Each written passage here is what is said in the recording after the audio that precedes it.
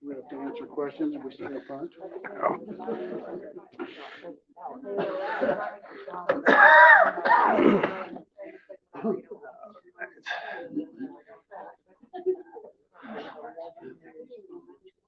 All right. You guys ready? Should we jump in? It's quarter after, so might as well, right? There you go. Respect the time of the people that showed up on time. That's kind of how we like to do it.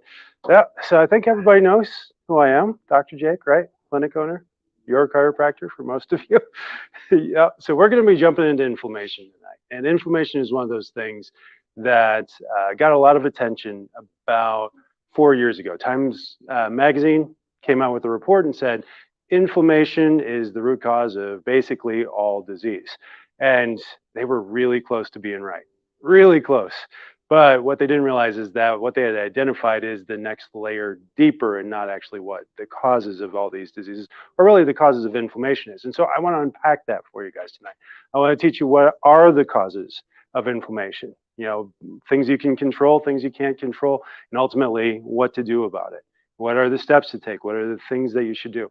What are some of the ways that the medical establishment, as is, has mistreated, not misdiagnosed, but mistreated inflammation when it comes up, and how has that led to even more problems down the road? And ultimately, I want to give you guys the tools so that you guys can be independent and you guys can make decisions even without me around, right? I want you to be able to go into a store or go into a given situation and think to yourselves, what would Dr. Jake do? And eventually you don't even have to say, what would Dr. Jake do? It's just, what would Debbie do? Or what would Shirley do? And that Debbie or Shirley being you, right? So Cheryl and I are going to do the same thing that we did last time for the gut workshop. We're going to pass the mic back and forth. We have a large group of patients and guests watching online. So if you ask a question, I'm going to try to repeat it so that they can hear it, and then we'll pass the mic back and forth so that everybody online can jump in as well. So you guys can see this right off the bat. Is it a hidden hero, or is it a silent threat, or can both things be true at once? Yeah, and that's the case with most things in this world, right? The older I get, the more I'm like, it is both, right? It is all the things. It is a spectrum, but you need to know why, and you need to know how in order to fully unpack that. So a little bit about us, right? Oh, got to get my clicker going here. No, I got it in the right one. There we go. No.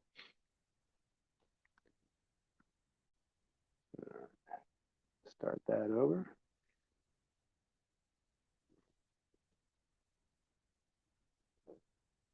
Now it's not even bringing up any of the pictures. Okay, go all the way back, see myself on the computer. That's fun. Let's see, all the way into there.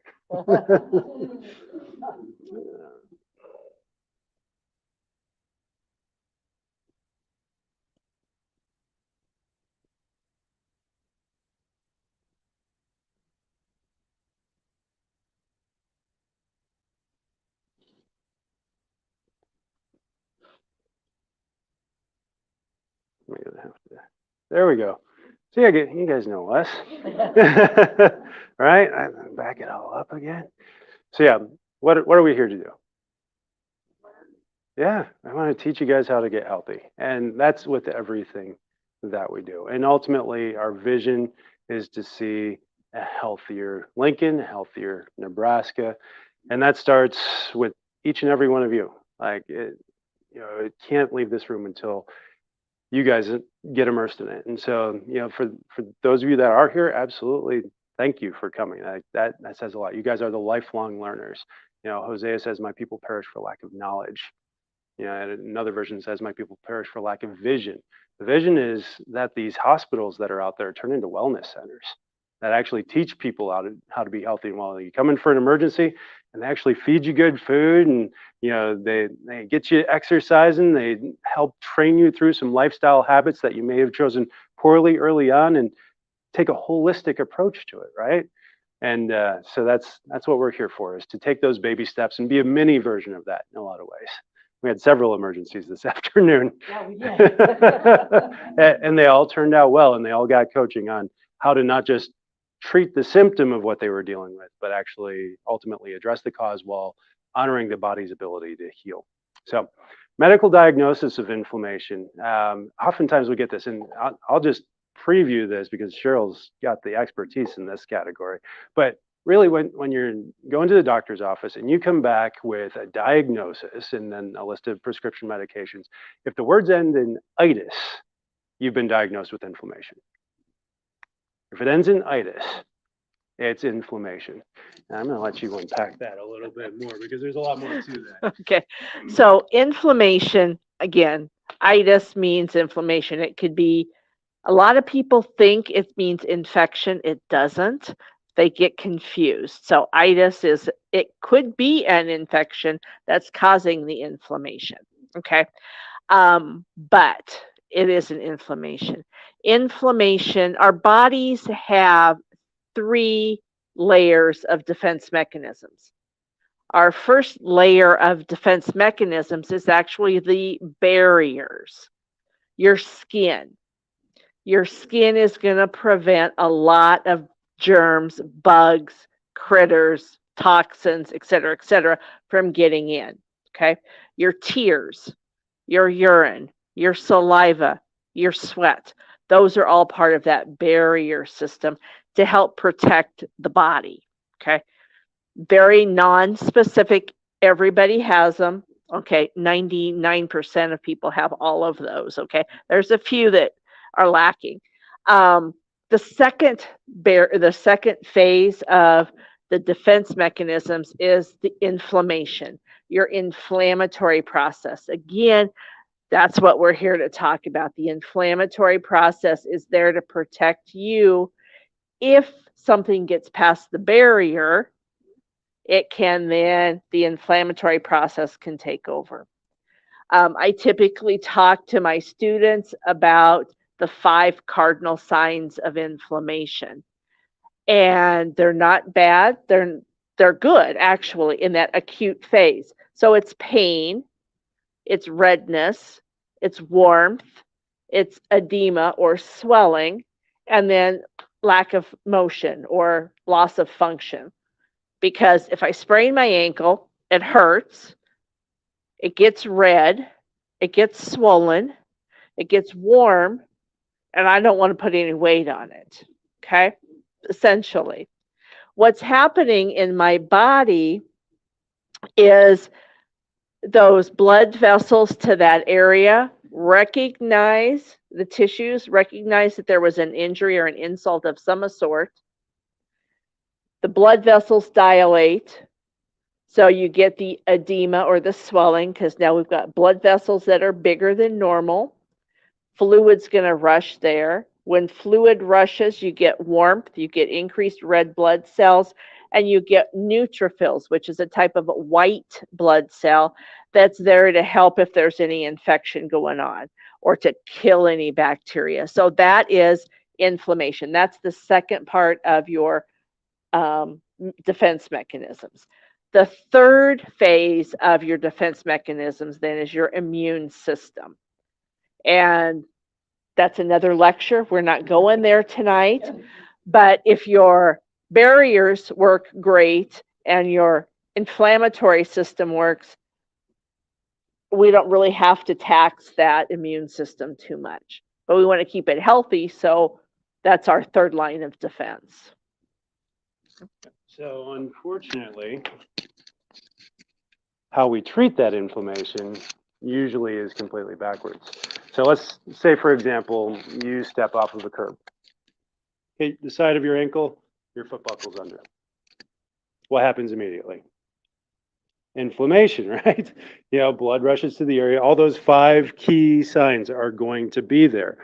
And so you hobble to the hospital, or somebody carries you to the hospital, or whatever. You get wheeled into the hospital and they take an x-ray and they say it's not broken. You've turned your ankle. You know, what are we going to do for it? We're going to do rest, ice, compression, elevation, and support. What are those 5 things designed to do? Decrease the inflammation, not necessarily the pain. What's the pain there for? To tell you that there's damaged tissues. If the pain goes away, does the problem go away? No. In fact, if the pain goes away, what are you more likely to do? Hurt yourself worse. And so you break it down. Rest is probably the only thing in there that is actually good for the ankle, for the initial acute phase. This is acute inflammation we're talking about here. Rest, I mean, you're talking about the flu, you're talking about, the cold, you're talking about a twisted ankle. You rest, and then it allows your body to do what it does best, which is heal. And it's doing that all the time. And so that's actually really good. Ice, that's great for it, right? No, not actually, because what does it do? It suppresses the body's natural inflammatory response. It decreases the blood flow, it decreases the temperature, and vasoconstricts so that blood's not flowing through there. So those white blood cells, those neutrophils, can't get there. And if there was a damaged blood cell and something's getting into the bloodstream that shouldn't, it's not there to protect you from that infection or getting that immune system involved. And so ice is actually going to slow down the healing process. Compression does the same thing, just without changing the temperature. It's going to restrict that blood flow, and oftentimes it immobilizes the joint.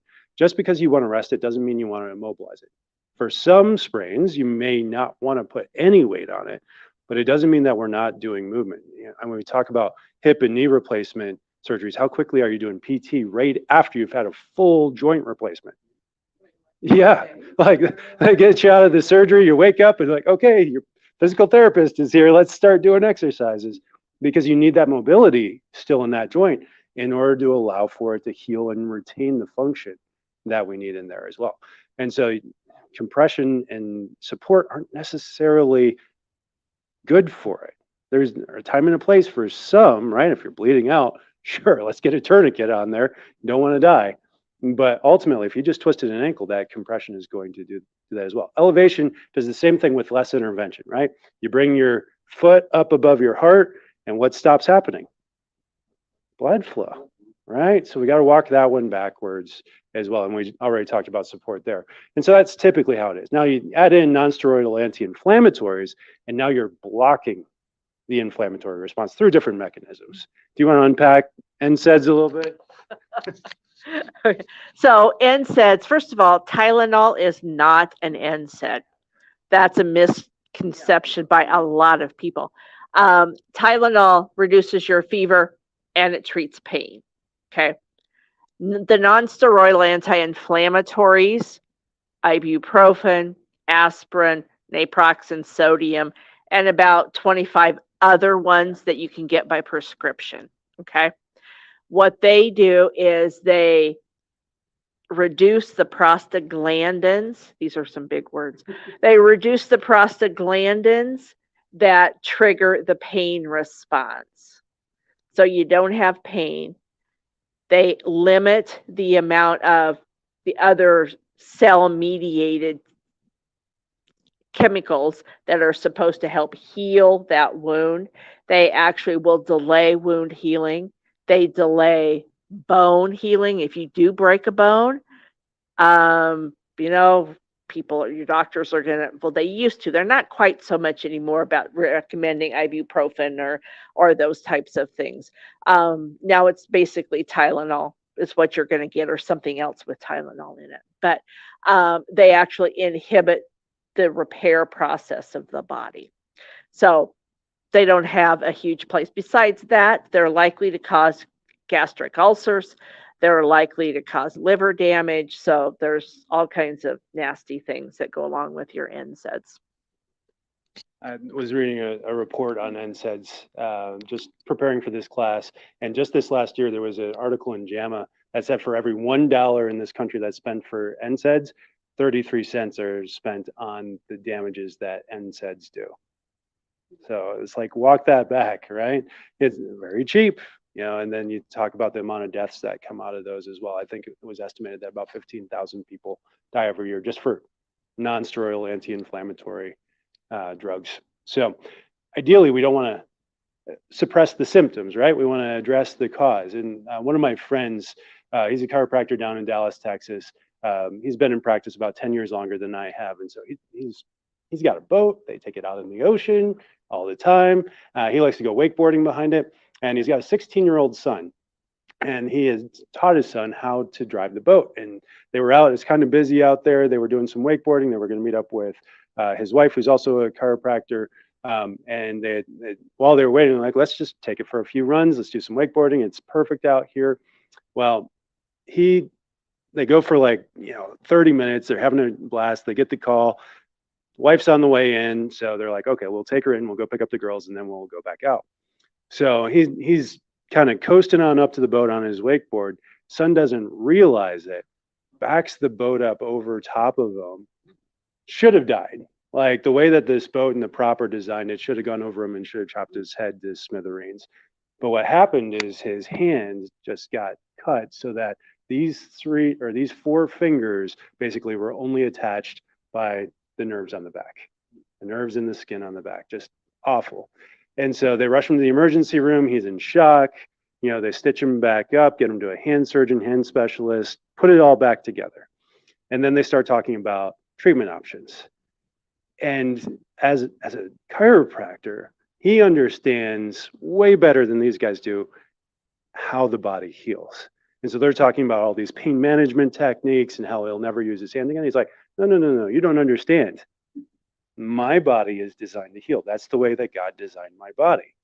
And so he immediately jumps into physical therapy for the hand. And his motion initially is just little flexes, just little movements. He can he barely has the nerves left to be able to do it. But he goes through everything. He dives into the pain. Like he has his wife adjust his hand just about every single day, even though the bones were literally detached and broken in multiple places. And a year later, his hand has 90% of its motion and function back, 90% of its strength back, because he dove into the healing process and did what I want to walk you guys through here today. So when we talked about NSAIDs, we talked about rice. We didn't really talk about surgery. Surgery isn't usually used for inflammation unless we're talking about inflammation in tissues. Rest, ice, compression, elevation. That's the acronym. Yep. So, yeah, it's okay. That's okay. And sometimes you'll see a P put in front of that as price. The P just stands for protected. So. And when I was in school about 10 years ago, they tried to add the N in. So do prints, and that was the NSAIDs, right? So they were trying to really add that in as a standard of care for any inflammatory type condition, acute inflammatory. Surgery you typically only see with like colitis. So like an ulcerative colitis or tissue inflammation where they're cutting out tissue that they think is too inflamed to heal. Right? Yeah, okay. So what actually is inflammation? Inflammation is the body's healing response. Cheryl did a great job of breaking that down. We talked about a sprained ankle and what happens with that. But yeah, we also break this down. So some signals of chronic inflammation would be pain, right? That's going to be the first thing to tell you something's going wrong. Fatigue, right? If this is chronic inflammation, that inflammatory system, that inflammatory process going all the time is going to drain you of energy. to be able to work through that. Insomnia, because it's using your energy, but you're not actively wearing yourself out. You're not using your muscles. It's going to make you sleepless. Weight gain, because it actually causes some bloating with that. It decreases the ability of your body to properly digest nutrients. Anxiety and depression, because oftentimes this ends up in the gut. We talked about how in the gut workshop that so much of what controls how you feel is produced in your gut. And then gastrointestinal issues, of course, plays right into that as well. So also, chronic inflammation is going to stimulate your sympathetic nervous system. We've talked about that before, that fight or flight response. When you're always in that fight or flight response, you've got more epinephrine, you've got more norepinephrine, you've got more cortisol, you've got more glucose. All of those things are increased, which they're good as they're planned to be in balance with the parasympathetic or the rest and digest. But if you're always in fight or flight mode, that's also when you get a lot of these signs and symptoms because your body just can't handle being in fight or flight all the time. So if you're getting an itis that's attached to a organ, oftentimes that's what we find is that's the chronic. Now, if you had a chronically sprained ankle, it would do the same thing. It would just look a whole lot different. But because of the sympathetic response, you would actually see a lot of these same symptoms as well, because that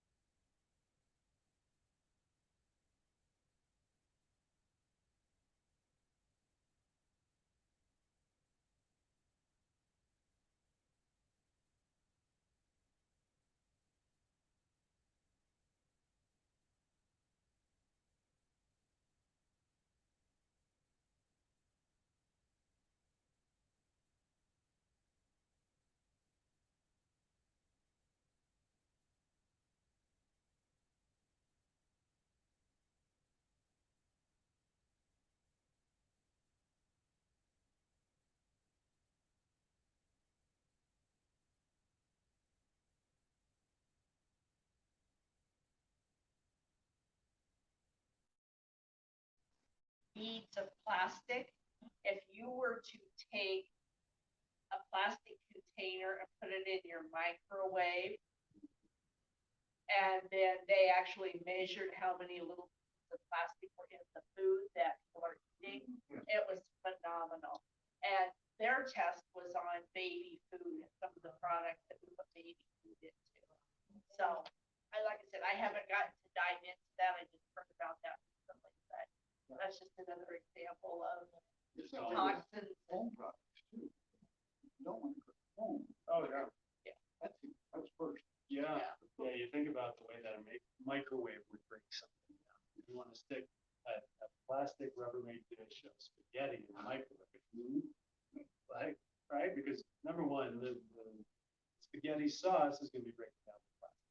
Anyway, even when it's cold, then the heat will break it down further, and then the microwaves themselves actually break it down even further, so you're getting more and more heat coming out of that. And then number 5, your subluxation stress. So what is subluxation? For 5% off for anybody that's going to buy subluxation. Pressing down of the middle between their, I'm sorry, I'm not very. Articulate, yes. Yeah, no. Pressing down, like. Yeah, the middle is actually a really good way to say it. Yeah. Right? You know, but I've lost 3.5 inches Mhm. and it just pressed down. Yeah. So really, anything that creates an irritation or interruption in the nervous system through the spine, especially the spine. So yeah, subluxation can absolutely create inflammation. Think about, if this was your ankle and it was tipped off that far, it would inflame. Your back does the exact same thing. It flares up and inflames in the disc, but more importantly, that inflames in the nerve. That nerve doesn't just go out to your low back and back pain. What's back there? Well, you got your kidneys, you got your bladder, you got your prostate, you got your digestive system, you got your reproductive organs, and the more inflammation you leave around those things, whether it's neurological or chemical or all of it together, because it's all connected, the more your function is going to suffer, the more your health is going to suffer, and ultimately that's going to be that path that we're trying to reverse here, right? So we have to address subluxation, but it's everywhere. Where do I start? Well, number 1, if you don't start with the nervous system, probably wasting your time, because the nervous system is coordinated. You think about, okay, I have $20 to spend and invest. If I invest it in the toxins, but I don't invest it in the food, I don't invest it in the exercise, I don't invest it in the spine and the nervous system, my brain is not key to uptake that, my gut is blocking it, and I'm not moving it up. Okay, so toxins, yeah, I can undermine it, but if I have my digestive system, that's working better. If the brain can't communicate with the digestive system, it doesn't matter if I clean up the diet so much, and if I'm not exercising, it doesn't provide blood flow to get that motility out there. But if you start with the nervous system, you actually get all these things. You actually get to address toxins. You get to address digestion. You get to address the fitness in the blood flow, the oxygen supply. Everything starts with the central nervous system. We can actually walk that backwards by just saying, how long can you live without X? So start with food. How long can you live without food? Some of us a few more days than others, but it's an average of about 30 days, right?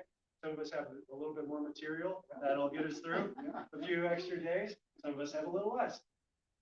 Yeah, you can go 30 days without food. How long can you go without water?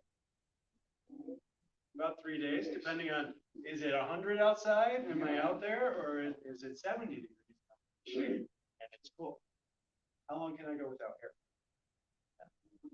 About 3 minutes, depending on how long you. Some people have better cardiovascular, but I think, what is it, like 6 minutes until your brain is irreparably prepared. Yeah, so some people it would be 3 minutes. A little kid, far less time, and then fit athlete, a little bit more time. But how long can you go without nursing? You cut off the signals from your brain to instantaneous. So that's the level of importance, right? How How long do you have to be exposed to radiation? Get sick and get cancer? A little while, right? Takes a little while. How long does it take with arsenic or some of the other poisons? It has to still hit your bloodstream, be processed through. So the most important thing that's is your central nervous system. And that's where we should start when we're prioritizing the choice. Like, how is this going to impact most things, especially with Another thing we have to recognize is that we don't get to decide when we get well. We can be doing everything right and still be paying the consequences ultimately of the choices we made that got us there. And sometimes those consequences are outside of our control, right? If we weren't the one that stepped off the curb, but mom dropped us on our head and it never took us to the chiropractor, you know, and I saw this on a 30-year-old girl. Her neck was bent completely backwards. It was going this way and it had phase 3 arthritis in it. And she's 30. It's like, that takes at least 30 years to get there. What happened? She's like, I don't know. She went home and told her mom, you know, hey, you know, the chiropractor says I've got phase 3 arthritis in my neck. It's some of the worst he's ever seen. What happened? Like, is there something that happened that I'm just not remembering? She's like, oh yeah, you got dropped on your head. So young. And just didn't know because there were no symptoms that she should have taken care of it. Now she's dealing with chronic migraine and her low back won't feel in her hips are always off. And her body is just not functioning the way it's designed to. And so, because she's 30, will she heal faster than somebody who's 80? Not necessarily. But she has more time, probably. We don't know that. Except for Frank Money. But she has more time to get it there. And so could she heal from phase 3 arthritis as a 30-year-old where an 80-year-old wouldn't? Because she has more time left to allow her body. But it still takes time. So we have to understand that just because it hurts today and all the right things, we've spent so much money into it, doesn't mean it's going to be better tomorrow. Doesn't mean it'll be faster than if you weren't. And so honor that time, honor that. God created us that time. And the nervous. Anti-inflammatory food. So there's a lot of these good types, right? So yeah, berries are awesome. You know, when you're talking bang for buck, berries are at the top of the list. Some other foods, yeah. Eat organic berries because berries Yeah. are some of the worst sprayed. Especially those, Why is it? right? Yeah. And so even organic strawberries don't jump off at the dirty dozen. Organic pesticide that we use for strawberries is really bad. So you gotta wash it.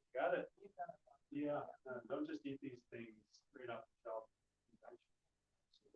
Now some of these aren't, but when you're thinking about how am I gonna get exposure to pesticides, if you don't have to peel the skin off to eat it, you're getting more just because you're eating the skin that was sprayed, even if it's been washed. So yeah, anti-inflammatory foods, you gotta start with berries at the top of the list. Spinach is another great one. Leafy greens, anything that's vibrant in color is gonna have way more antioxidants. Antioxidants, by definition, are gonna help to lower that inflammation. They're one of the few things out there that'll bind to free radicals. What are free radicals? Well, they're free electrons running around your body. Anytime you get in an airplane, you go through the ozone layer, you pick up tons of free radicals. Every time you get in front of the X-ray machine, you get a certain amount of free radicals. Every time, pretty much you turn on the TV, you're getting free radicals. Cell phone, a little bit of free radicals. You know, it's out there, it's constant. We know these things, they create inflammation, and ultimately, healthy fats. Why are healthy fats so good as anti-inflammatory? It's my bad fats, ultimately, right? And when you look at the American diet, the standard American diet is super, super rich in omega-6 fats, which are not bad for you, but it is bad for you when exactly the ratio of omega-6 to omega-3s in particular should be somewhere between 1:1 and 4:1. But the American diet, standard American diet, the SAD diet, 17:1 to 34:1, depending on where you fall in that spectrum. And so that ratio can be very inflammatory. And so You'll see this actually with your blood pressure. If you're getting too many omega-6s, your blood pressure will start to come up. So the first thing I say if somebody's get some omega-3, like stack, like a high level, go eat a fish, go eat some chia seeds, go eat some flax seeds, get a fish oil capsule or drink some fish oil. Bring that level back down so that you're getting more omega-3s in there to balance that out, so that inflammation won't kick that blood pressure up quite so high. Other healthy fats besides just omega-3s and omega-6. Nuts. Yep, avocado nuts, yeah, absolutely in the picture. Fish oil in general, fish fats are really good for you, especially when it's wild caught fish. Yeah, absolutely. And you can say that just about any wild caught meat is going to be better for you because that animal got to use its own innate intelligence to pick which food it was going to eat, as opposed to being fed corn pellets or wheat pellets or whatever it was that the farmer decided. So really, my rule of thumb for this is when it's coming from plants, if it's a fat, you better be able to squeeze that fat out of there with your hands in order for it to be healthy and non-inflammatory. If you're squeezing and all that's dripping out is water, it's probably not very fatty. So things like corn oil, vegetable oil is mostly just not good. Canola oil and those seed oils that are actually, it takes so much refinement to get that out of there. Unfortunately, peanut oil is not a good one, even though it seems like there's so much in there, especially because of the way that it's processed. Once you get peanut butter, they spray it with a pesticide that is causes carcinogen, and they actually spray it with an antifungal that is more carcinogen. And so even if it's organic, it still has that antifungal. You got to get that linseed, or just skip the peanut butter. That's going to be much better. Unless you're allergic to nuts, then skip that and just go on down the road. Antioxidant rich foods. So berries, again, super antioxidant rich. Vegetables, right? Full of antioxidants. Healthy fats, again, broccoli. An apple a day keeps the doctor away, right? Yeah, eat the rainbow. Eat the rainbow, and not just in Skittles. Right? That's not going to do it. Yes, sir. Saw a video a few months ago. But it's about apple. Yeah. Crab apple Mm-hmm. had the lowest amount of sugar. I believe that. You eat crab apple? Not late. Well, No. not lately. When I was a kid, yes. No, I don't like crab apples. Yeah. But yeah, I don't doubt that. No doubt that. But yeah, I like to start with Granny Smith for that very reason. But they also taste really good. You can bake them in as well. Granny Smith's fun. Leafy greens, tons of nutrients and antioxidants. And a lack of nutrients for you. Okay? Absolutely. You start lacking stuff, and your body starts complaining. So, good leafy green vegetables into your diet just loads you up with nutrients, the micronutrients that you need, not just carbs, fiber, magnesium, B vitamins. So our advanced plan is actually really focused on this. So a lot of people say, well, what, and my dad actually asked me in this application, what about the carnivore diet? Well, I don't know. I think some people actually respond well to the carnivore diet, but I don't think the carnivore diet is long term and sustain health unless you've already built up such severe chronic disease that becomes the answer to I think for most of us, eating just meat is actually going to be really inflammatory. So, does it mean that meat is very inflammatory? According to the World Health Organization, yes. But we're looking at grass-fed, looking at corn-fed. When you eat grass-fed beef, you get that perfect ratio of omega-3s. You get all the amino acids, all the essential amino acids, so much vitamins. One of the few places magnesium, zinc, iron, and all these different minerals that your body needs. And so, yes, it's a really healthy food. So the advanced plan is like taking paleo, combining it with keto, making sure you get a full spectrum of colors in your diet. Just keto, yes, you can get your macros in a place where you put yourself in ketosis, and by robbing yourself of simple carbs, you can drop. Not always helpful. So many people that do keto just want to do the foods that taste good, right? It's like, how do I eat burgers and pizza every single day? Okay, let's do that. And bacon, right? Bacon wrapped everything. Yeah, and you can do that on keto. On the advanced plan, you can't, because you need the foods that are so nutrient dense. Like salads. Have you, sorry, have you ever watched documentary called Forks Over Knives? I have. Very interesting clarification of meat Mhm. and how it's processed here. And, Yeah. the patients they had that went on a totally, meatless, grain, vegetables, fruit, that was it. And how they Yeah, so many Feels people, crazy. when they go vegetarian, so much better. Removing themselves from the inflammatory meat products. I mean, if you remove anything, right? And so, I mean, we see the same thing with people that switch from the conventional meat products to the clean meat products, just by making that switch and starting to work on some of those foods that are on the dirty vegetables that have more of the inflammatory pesticides on them. We see this in most people. So the advanced plan is 5 steps. I've added this step from what's in the plan. Number 1, curb your carbs, curb your carbs, right? Get that number down from 350 pounds down to, somewhere less than 100 pounds of sugar days. Cut it by 2/3 a year. Misspoke there. 100 pounds of sugar a day. Probably not going to last very long. All right, but yeah, cut that. Curb the carbs. Number 2, fix the fats. Exactly. Get that back in order. 3, we're going to perfect the proteins, get that clean, healthy, good protein source. We're going to trash the toxins, absolutely. Get rid of those. And then last one is avoid your allergens. Right?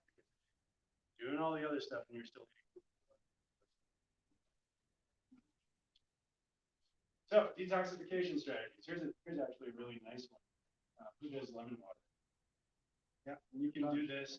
Your body responds really well to lemon water, just because of the way, one, it's loaded with antioxidants, it's got vitamin C in it.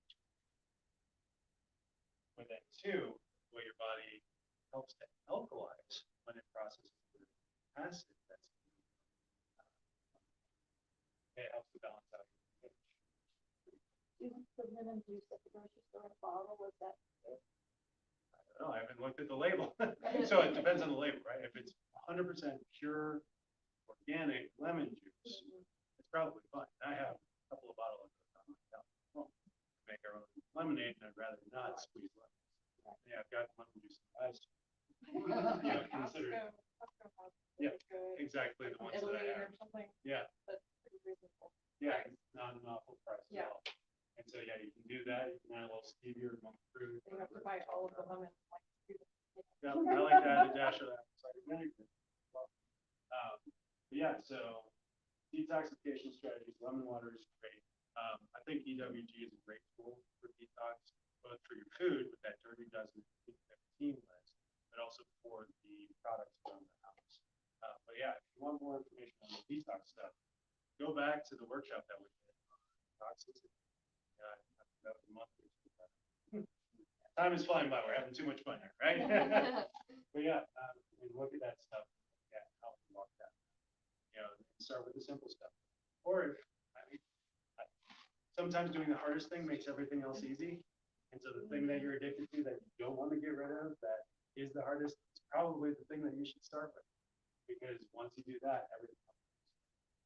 But we do have a focus today.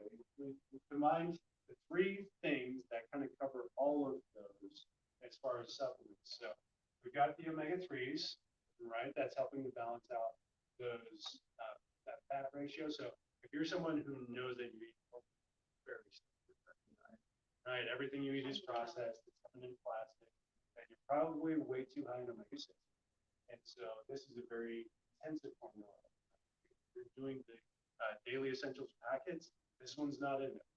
That one's actually a balanced omega supplement where it has the right ratio of omega-6. You know that you're just not getting enough of the omega-3s. Get the max omega-3, and that'll help balance out that ratio. The max greens, we have two versions of this. We have both the powdered version and the two flavors, the chocolate. But then we also have capsules as well. So if you don't like chocolate, which some of you exist, I don't know how, but some of you exist, and you don't like the flavor of the berry, capsules are pretty straightforward. It's you get not quite as much greens in one capsule as you would in the scoop that's coming out of this, but a scoop of this is about 3 to 5 servings of vegetables, of green vegetables. So you don't have to do the whole thing. You can customize this based on how much you want. And you should be consuming about 5 servings of vegetables. You know, this has a little bit of berry added to it to make it more very vegetable. Kids actually like this on their low-carb breakfast cereal. That's them. They do it a little differently than I do. But yeah, so those are a couple options there. And then the curcumin, I've talked about curcumin a lot for most of you guys. If you're dealing with an inflammatory process, antioxidants out there, the way that we put our curcumin is we like to combine it with N-acetylcysteine so that it absorbs better. And I believe this also has quercetin in there as well. Quercetin and resveratrol, which on their own are also very anti-inflammatory. They work synergistically with curcumin just that much more potent and helping to bind to those properties. Okay, so this tonight, you can get all or some of them for everything's 15% off. But if you want to get all 3, because you know that people will get out on the inflammation side of things, it is 20% off to buy one more. And then exercise. So this actually confuses some. When you think about exercise, what's one of the first thing that happens? Inflammation. Exactly. Inflammation happens because of exercise, but it's good inflammation. Why is it good inflammation? It's bringing blood exactly where it needs to go. It's an acute inflammation that's designed to actually help you get stronger. It brings that oxygen that you're pumping into your body right away and activates your genetic code to actually make you a healthier person. There's genes inside of you that require activation with movement and with strenuous activity. And so long term, what we see is that people that exercise have less levels of chronic inflammation, even if they've been diagnosed with inflammation. And so it's definitely a tool. And one of the main ways that it does that is through that constant short-term acute inflammation happening. It's one of the ways that we know this is good, because one of the things that if we could bottle it up and put all the effects of it into a pill and sell it as a drug, would outsell every other drug in the world because of all the benefits of it. If the side effects of that are so good for you, why would acute inflammation be bad for you? It's not. It's actually good. You just don't want to let acute inflammation die. Peace management. We don't manage stress. You guys have heard me talk about stress before. What you focus on grows. And so we have to focus on peace. So I talked about this a little bit. Surrounding yourself with friends. Right? Maybe you don't need to spend so much time. Okay. Maybe you need to spend a little bit more time on your knees. Maybe not on your knees because they're inflamed. Maybe sitting in a nice soft chair with your Bible. Right? Go in your garden, absolutely. Getting in nature. My wife actually showed this. Even just a few of them lowers your stress and anxiety. Right? And so, yeah. Right.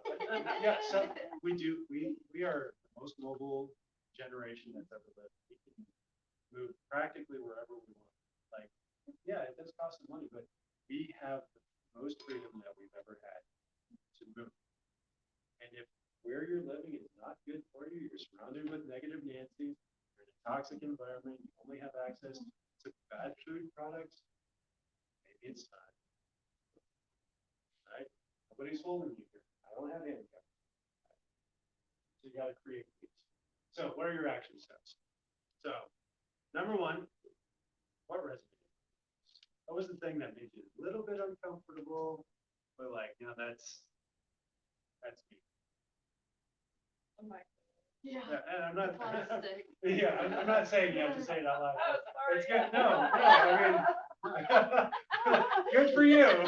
Now we all know I that thought you there were is action sharing. step. It's the microwave. And yes, you might be at a point where for some others of us, it might be, shoot, I haven't exercised. Right? In how many weeks or months or years even, or, I live in an apartment, I haven't even thought about it. How can I get into nature? How can I pick up my food and walk barefoot in the grass? Like, where do I have to go there? Do I have to get out to Holmes Lake? Do I have to, go to one of these parks? How do I get there? Do I go out to Pioneers Park? Really get it? Do I go pet a bison? Like, how do I connect with nature? For some of us, it's starting to spend more time with the people we love, creating a positive environment for ourselves. Like, would you feel good being? How do I create times to do that? For others of us, it might be, shoot, I need to. But it's been too long, or I'm not on quite enough frequency. Yes. So you talk about barefoot and breath. Yeah. Pulse rounded stuff. How long do you need to spend barefoot? It's a, 10 minutes? I mean, how are we designed? Think about the Garden of Eden. Were Adam and Eve ever not? They're always They bound. said the invention of rubber soled shoes Yeah. is there are a lot of problems started. If you have leather, it's better because So, it's natural. Yeah, and they actually did a study on fabrics, just like energy conduction, and they found that like linen is actually a much better grounding material than even cotton was. I thought cotton was about neutral, but the polyester, famous designers. I told my Yeah. granddaughter, look, take Yeah. your shoes off, socks off, go outside and stand in the ground. Mhm. They're like, really? Go. Yeah. I said, when you come back in, do you feel better? Yeah, you do. Doesn't take long. And people are starting to hook up their beds to, the Yeah. grounding outlets. It's like, well, I mean, you can do that, or you can just sleep on the ground, sleep on the grass. I mean, when Jacob had his dream of the angels going up and down from heaven, what was he using as a pillow? A rock. That's grounding. I don't know if I could get away with that. I don't advise that for your spot. That's not a good plan. But your action steps are completely complete. But I suggest definitely not walking away from here without at least writing one. Because every day that you go from here reduces your odds of doing that thing by 50%. Take action. If you know it's the microwave, what do you do with it? You go home, you unplug it, and you start putting books in. Right? It's a great bookshelf. It really is. And it's the books that you don't want anybody to see when they're walking through your kitchen. Right? Yeah, that can absolutely. Right? Yeah, other people, like when I first learned about microwaves, I was in school. We had to give it a microwave, our wedding present. This is really good. And so actually ended up just taking it and putting it in the out of the house because we had so many habits that were dependent on the microwave. That were actually not, it wasn't anything about the microwave. The microwave was just a catalyst to having us make these choices with our diet. It's like, well, this thing that's wrapped in plastic that has all these different additives cooks in 30 seconds in the microwave. Well, now if I want that thing, I actually have to take out a mixing bowl and then stick it in the oven or figure out a way to do it on the pan. Even just the work of making it myself. Then there's exercise for you. Yeah, the washing dishes, absolutely. And a better step, grow my own garden, and have all that going. Yeah, there's a lot of action steps tonight. But the biggest one is actually going to be what you do next, right? And so for some of us, we're going to take our biggest obstacle head on. That's the appropriate step. Some of us are going to take the lowest hanging fruits. And I'm not here to tell you what the right answer is there. People that do it most successfully are able to overcome those obstacles. Some of us just need to build up that forward. So some of us, the step needs to be, okay, what's the next class? And so a month from now, you see that, hopefully not a month from now, hopefully in about a week, we see that next class up there, you know, on the front desk with their names down. And coming. And guess who's even more successful? People that plan to come. People that plan to bring somebody with them. Okay? Right? Yeah, you do way better when you have a buddy. And so bring your friends, right? Your buddies in the back row. A couple of married buddies, you know, and that's the built-in buddies. And so, yeah, but yeah, you know, what's that next one? So, next class, I don't even know. I know it's going to be back to school time, so it'll probably be kid related. So if you know somebody that's going back to school, that's the type of person I want to focus on here. Because there's a lot of things that kids are exposed to at school. Number one, being just sitting for 8 hours a day. That's not good for them. That's going to move somebody's problem. Yeah, we'll get into that. The other thing that we're going to do is there were a lot of people that were on the sign-up sheet that couldn't make it. You know, we knew they were going to be watching online, but they might have missed something. We had a lot of mic problems tonight. Not this mic. This mic. So if you missed that, what we're going to do is in about 2 weeks, we're going to plan on having a recap. Right? So if you had somebody that should have been here, or you know somebody that's normally here and they're like, missed that, we'll do the recap. Okay? And so all I'm going to ask for that is you plan to pay for your meal. And if you bring a guest that's not been to a dinner, I'm going to. Okay? So if it's like a sister or a brother or a son or a daughter or a mom or a dad that needs to hear more about inflammation, we'll do it quick and easy. I'll provide chicken Caesar salad. We'll have a healthy wine, healthy dessert. And it's a good time. It's a good job. Yeah, it really is. And we'll give you guys some options on breakfast. So we'll plan on doing that in about 2 weeks. We'll pick a date. We'll put a sign-up sheet out. So make sure you guys are looking for that. So I'll hang out for questions. Did you have anything to add before we cut off?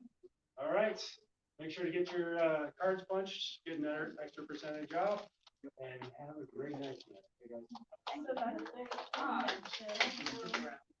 Yeah. You're plugging into the neutral. Yeah. You're not actually plugging it all the way into. It's just the ground.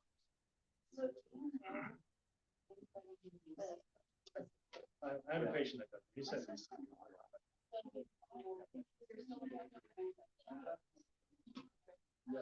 No, I don't know what he's using specifically. I've heard people just actually like out to the ground, stick, like full into the ground, like out. Yeah, that's the way I would. I don't want anything that's hooked up to the electricity in my house. Yeah, I mean they're safe until they're not. Yeah.